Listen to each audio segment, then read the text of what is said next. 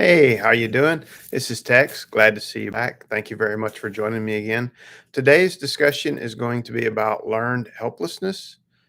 This will also include, and I need to, the Southern boy in me to tell you a story. I have to tell you a story thing. So I also want to go through and explain the idea of locus of control. That's LOCUS, locus of control, whether it's internal or external, and what that means and how that is part of the idea of learned helplessness. So, the concept of learned helplessness came from some experiments that they did on dogs. And I feel sorry for the animals. I do not advocate using animals for research, but as is many times in psychology and other things, I'm going to tell you what came out of the research so that hopefully at least there's a value in the sacrifices that animals and creatures make. These animals, these dogs were put into a box, into a crate, and they were given slight shocks with no means of escape. Now, when this happened, the dogs quickly learned there was nowhere to go. And it was basically a case of thinking, give up. There's nothing I can do. Then they took those same dogs and they put them into a cage. And this cage was split so that half of it was electrified and half of it wasn't. So then the dogs that had never been treated with these light shocks, when they got it, they immediately jumped to the part of the cage that didn't have the electricity. They jumped sort of over the fence, if you will, to the other part to get away from the shock. And the animals that had had this happen to them before had learned in a way that there's no escape. So when the shocks came, instead of jumping to the other side of the cage, they just laid down and took it. If you think about this, this is sometimes what happens in life. We get into situations where at that time there may be no escape from that situation. We start to form an opinion that then we are stuck and there's no way out. There's no use in doing anything. And when that happens, we tend to, in the future, instead of looking for a way out, problem solving, trying to figure a way out of this, we automatically assume things are not within our control. There's nothing that we can do. And even though there is a way out, or there is a possibility, or at least there's a way to change part of the circumstances that will come after this, in other words, shape your own destiny, we tend to lay down and give up. Now, I had said earlier that I wanted to also introduce you to this idea of locus of control. And I'm putting these concepts together because I believe they go together, and explain the idea that usually people will pick one or two types of belief system and stick with it. And of these two types of belief systems, you have this idea that things are in my control or out, in the sense that I blame things outwardly or inwardly. And if blame is a little, tough word for you, that you are directly responsible for things instead of things being directly responsible for you. I'll give you an example of how that works. If I'm going to take a test and I go take the test and I don't get the grade I want, then I suddenly start doing one of two things usually. I will go, oh, that test was too tough. The teacher wasn't fair. They didn't give me enough time to study. It wasn't my fault. My neighbors were too noisy. I didn't get a good night's sleep. You notice that each one of these excuses puts the blame on something outside of me. And this gives you a temporary relief. The temporary relief is that you can say, well, it wasn't my fault. And you can alleviate your temporary suffering by thinking, well, I don't have control over it, and therefore it lies outside of me. So it's not my fault I didn't do well. On the flip side, if you have the more internal locus of control, then you will sit there and go, well, was there circumstances or things that I had control over? Were there things I could have done differently? Did I study enough? Did I take enough time to rest? Did I prepare enough?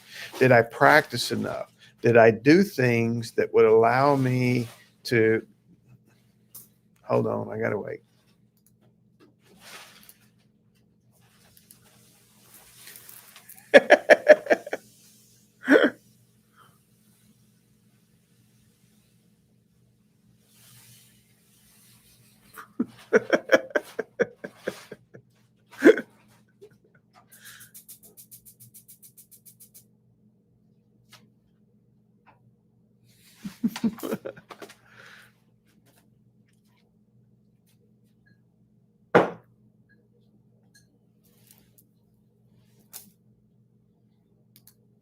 Sorry, as we can see, this is a perfect example of what's in my control and what isn't.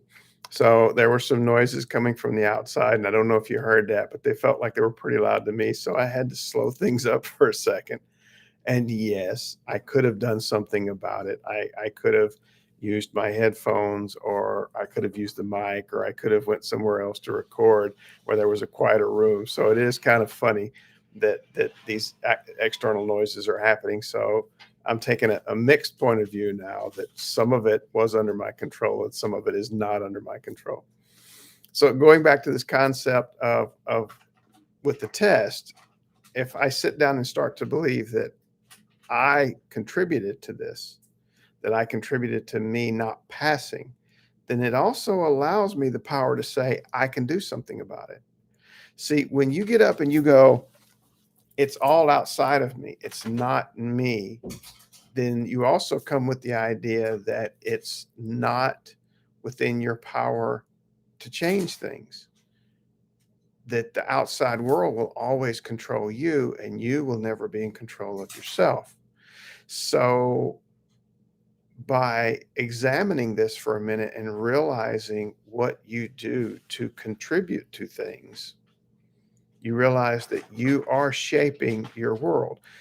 You might not be able to stop things, the night before a test, if it's noisy in the house or the apartment or the neighborhood where you're at, you may not be able to control that.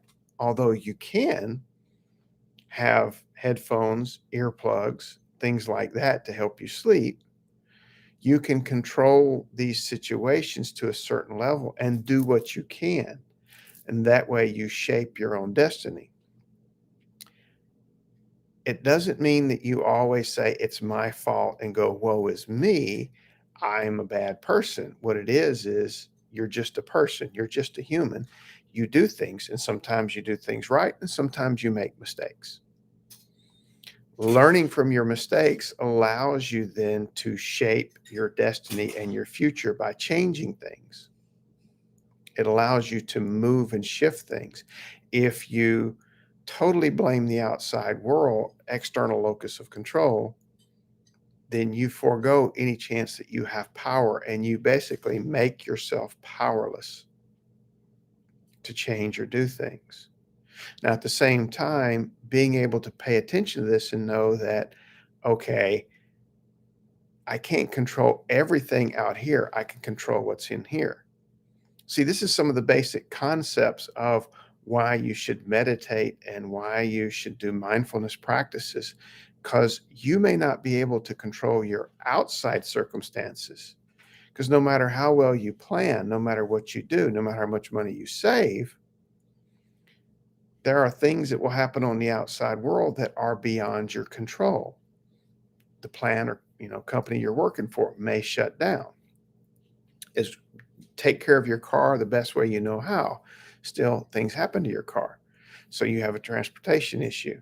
So these things are there. You're always planning and doing what you can to control and make it the best possible outcome, so that even if something bad does happen on the outside, you have a direct impact on lessening that harm it does to you or changing the effect.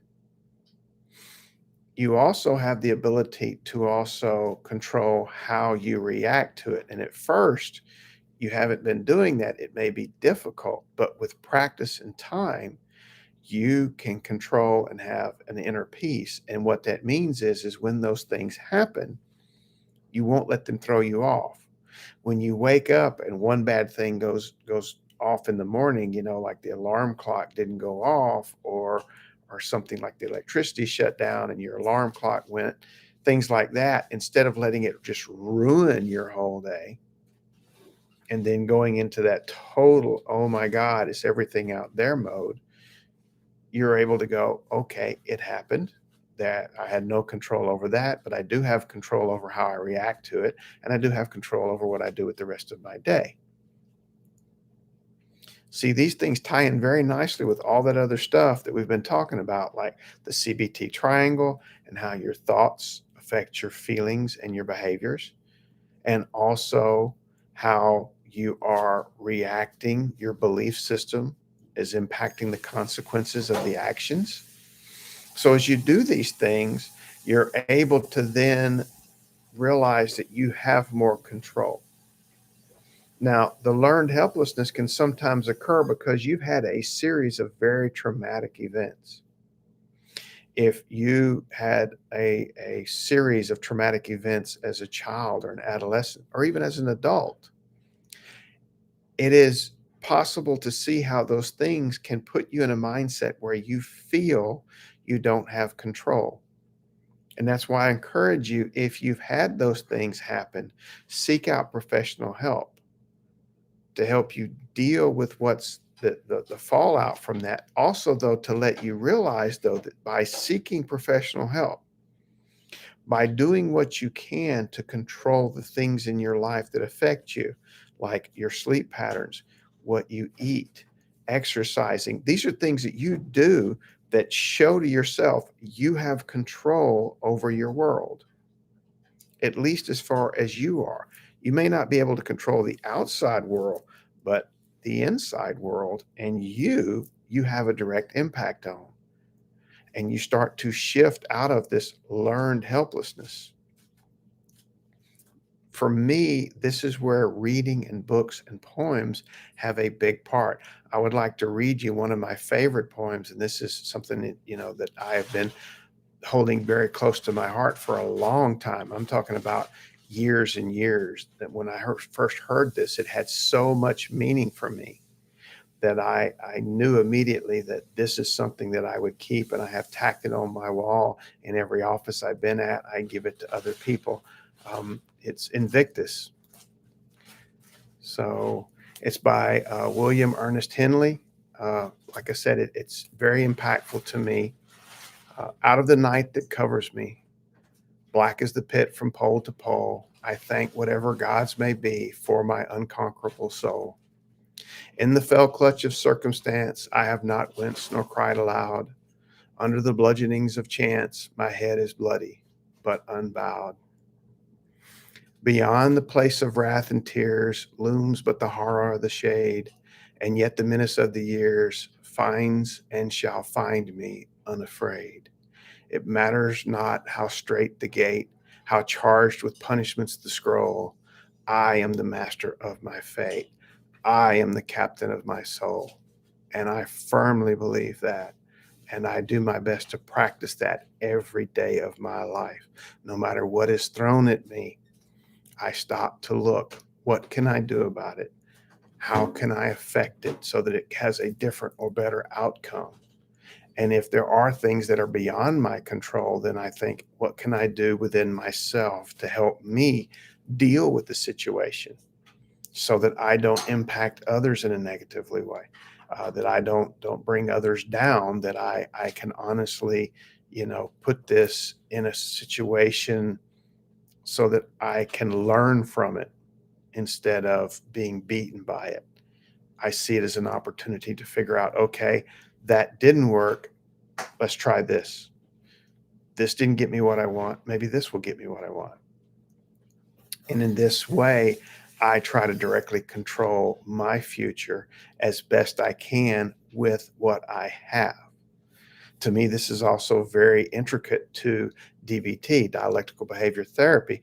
The idea that every person is doing the best they can and they're going to have to do better. This opposite ideas comes in, that situations will arise that are heartrending and will really, really impact you in a very negative way. And you're going to have to deal with it. You're going to have to make the best you can out of what you get, knowing that that part of it is you, to shift out of a situation where you might start to become that learned helplessness model, and instead learning to be the captain of your soul, the master of your fate. You won't always be able to control the situation, but you can do your best to plan and work towards it. This is where I hear a lot of people will tell me things like, well, I didn't know that this was going to happen. And I'm like, please be honest with yourself. Did you think it was a possibility it could happen? And many times people will say, yes, a possibility, but a remote one. I really didn't think it would happen. Okay. Then you made a choice to take this action or do this thing, and you didn't pay attention to what would come down the pike, or you just hoped that you would be lucky. And this time that wasn't the case. You got the worst circumstance. So when that happens, then it becomes a point of whether or not you dwell on it or whether you go, okay, lesson learned. Sometimes these things happen. I need to figure out how to deal with it.